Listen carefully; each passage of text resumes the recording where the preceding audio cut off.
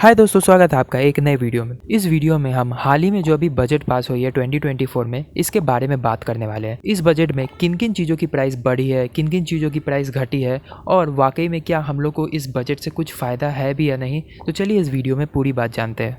ये बजट हर साल की तरह इस बार भी बहुत इंपॉर्टेंट है। तो चलिए हम कुछ इस बजट के हाइलाइट्स को देखते हैं। तो सबसे पहले हम टैक्स रिफॉर्म्स की बात कर लेते हैं। आपको स्क्रीन पे एक पिक्चर दिख रहा होगा जिसमें इनकम स्लैब और उसके कॉरस्पॉन्डिंग इनकम टैक्स रेट्स हैं। जैसे कोई भी पर्सन अगर 0 से 3 लाख अर्न करता है तो उसे कोई भी टैक्स नहीं देना पड़ेगा, और 3 से 7 लाख अगर अर्न करता है तो उसके बीच में आपको 5% का टैक्स देना पड़ेगा, और वैसे वैसे आपको पूरी लिस्ट दी गई है। तो अगर इसको देखा जाए तो इसमें माइनर चेंज हुआ है, इसमें ज़्यादा कोई चेंज हुआ नहीं है।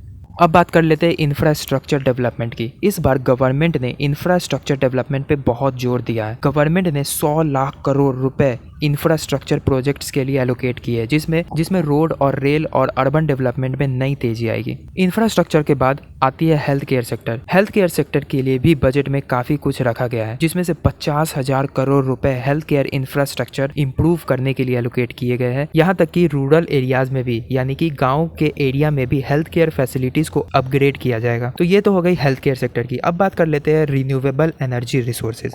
इस बार गवर्नमेंट ने रिन्यूएबल एनर्जी रिसोर्सेज से बहुत खर्च किया है। गवर्नमेंट ने रिन्यूएबल एनर्जी प्रोजेक्ट्स के लिए 20,000 करोड़ रुपए एलोकेट किए हैं, जिसके कारण सोलर और विंड एनर्जी प्रोजेक्ट्स को बूस्ट मिलने की बहुत ज्यादा संभावना है। इस 20,000 करोड़ में से 10,000 करोड़ सोलर पावर में इन्वेस्ट होगा और 2,000 करोड़ लगभग न्यूक्लियर पावर प्रोजेक्ट्स में इन्वेस्ट किया जाएगा, और बाकी के जो बचे पैसे हैं वो अदर प्रोजेक्ट्स में यूज़ किया जाएगा। एनर्जी के बाद आता है एजुकेशन और एम्प्लॉयमेंट सेक्टर को भी बजट में इंपॉर्टेंस दी गई है।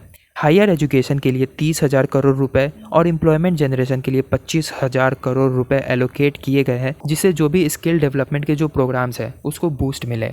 तो ये तो हो गए डेवलपमेंट की बात की, किन किन प्रोजेक्ट्स में, किन किन सेक्टर में बजट पास हुई है और कितने पैसों की हुई है। अब हम मेन बात जान लेते हैं कि कौन कौन सी जो प्राइस है वो महंगी हुई है और कौन कौन सी जो चीज़ें हैं वो सस्ती हुई है। तो सबसे पहले जान लेते हैं कि कौन कौन सी जो चीज़ें हैं वो सस्ती हुई है। जैसे कि कैंसर मेडिसिन। मैंने आपको बताया था कि इस बार गवर्नमेंट ने हेल्थ केयर सेक्टर में बहुत सारे पैसे इन्वेस्ट किए, लगभग 50,000 करोड़ इन्वेस्ट किए हैं, जिसके कारण जो कैंसर मेडिसिन होते हैं उनकी जो प्राइसेज है वो बहुत कम हुई है। उसके बाद मोबाइल फोन और चार्जर्स, एक्सरे मशीन्स, लेदर के जो भी प्रोडक्ट्स है, सी फूड और गोल्ड, सिल्वर एंड प्लेटिनियम, इन सब चीज़ों की जो प्राइस है उसमें काफ़ी गिरावट देखने को मिला है। अब हम जान लेते हैं कि कौन कौन से प्रोडक्ट की जो प्राइस है वो महंगी हुई है। सबसे पहले एमोनियम नाइट्रेट। जितने भी खेती करने के लिए जो भी फर्टिलाइजर्स यूज़ होते हैं उसकी जो प्राइस है वो हाई हुई है। उसके बाद एरिका नट्स, जिसे हम नॉर्मली सुपारी बोलते हैं, उसकी भी प्राइस हाई हुई है। और जब भी आप बाहर जाते हो तो आप बिलबोर्ड्स वगैरह देखते हो, फ्लेक्स बैनर्स जिसे कहते हैं, तो उसकी जो कॉस्टिंग है वो भी हाई हुई है।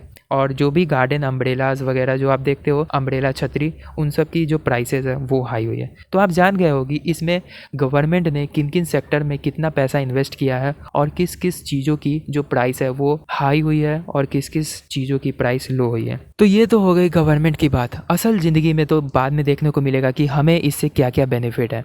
इनकम स्लैब में ज़्यादा कुछ हमें बेनिफिट देखने को मिला नहीं है, क्योंकि उसमें स्लाइटली चेंज हुआ है, तो उससे हमें कोई लेना देना नहीं है। अब जो प्राइसिंग की बात हुई है, किन किन चीज़ों की प्राइस हाई हुई है और किन किन चीज़ों की प्राइस लो हुई है, वो हमें बाद में देखने को ही मिलेगा, क्योंकि बजट तो अभी पास हुआ है, लेकिन आम आदमी को यूज़ करते करते देखते हैं कि हमें इसका बेनिफिट उठाने को मिलता भी है या नहीं। तो आगे इसके बारे में मैं अपडेट देता रहूँगा। और अगर आपको ये वीडियो अच्छा लगा हो तो आप मेरे चैनल को सब्सक्राइब कर देना, क्योंकि हम स्टॉक मार्केट से रिलेटेड और मार्केट न्यूज़ से रिलेटेड हम ऐसे वीडियोस बनाते रहते हैं ताकि हम आपको अपडेट करते रहें।